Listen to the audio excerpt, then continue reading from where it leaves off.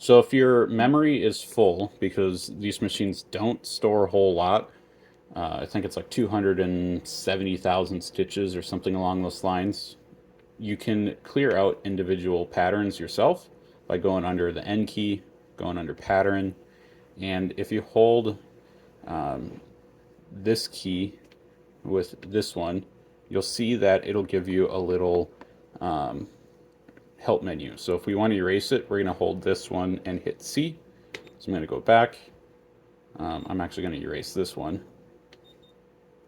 And you'll see it'll be dumping it from the memory. And now I just have the one that I currently have selected, and then I have this design as well. Now if you want to delete all of them, you can go under the O key, select Other, and select Memory All Clear. And then you're going to have to hit the this key and the C, which I'll do, and you'll see it says complete, and now I will have no designs loaded. So if you ever clear it out and you're trying to do something and it keeps saying data not found, it's because you have no designs loaded. So then I'll have to use Happy Link and send a design to it.